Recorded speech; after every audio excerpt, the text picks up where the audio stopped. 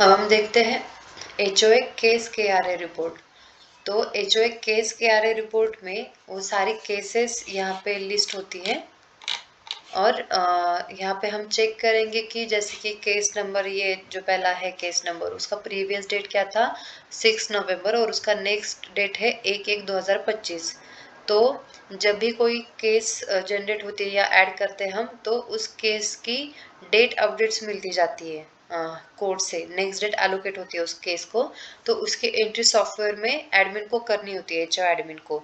तो अगर same day में उस केस के अपडेट डालते हैं सॉफ्टवेयर में, जब डालेंगे केस का अपडेट, तब वो क्लाइंट को मेल भी जाता है या बस सेव भी कर सकते हैं। तो उसका जो ड्यूरेशन है कि समझो कोर्ट ने आज उस केस के लिए कोई नेक्स्ट डेट एलोकेट कर दी है और अब इनका काम क्या है कि आज ही उस सिस्टम में एंट्री करेंगे नेक्स्ट डेट की उस केस के अगेंस्ट, और वो क्लाइंट को उसका अपडेट का मेल भेज देंगे।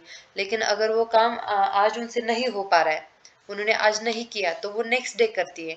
तो इसका मतलब क्या हुआ कि वो केस का अपडेट सॉफ्टवेयर में करने के लिए उनको कितना दिन लगा, 2 दिन लगा। तो वो ड्यूरेशन यहाँ पे कैलकुलेट होता है कि इस केस का प्रीवियस डेट ये था, नेक्स्ट डेट तो ये आ गया, लेकिन सॉफ्टवेयर में अपडेट करने के लिए उनको कितने दिन लगे।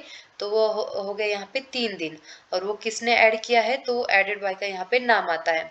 तो यहाँ पे वही सेम कि एचओ एडमिन का परफॉर्मेंस का यहाँ पे रिपोर्ट निकाला जा रहा है कि केस के जो अपडेट्स वगैरह है, मेल वगैरह करना है, नेक्स्ट डेट ऐड करना, उनके लिए उनको कितना दिन लग रहा है। तो यहाँ पे वो जो ड्यूरेशन डेज है यहाँ पे वो लिस्ट हो रहे हैं।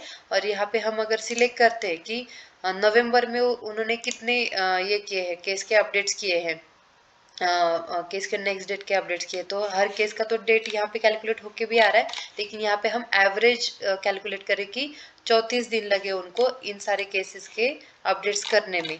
तो ये हो गया उनका एवरेज डेज का काउंट। तो एच ओ केस रिपोर्ट में यही है।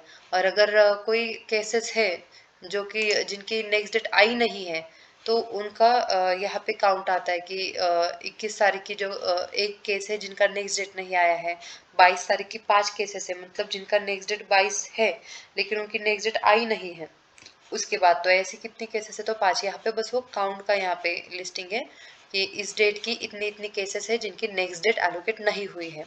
तो एच ओ केस के आर ए रिपोर्ट में बस इतना ही है।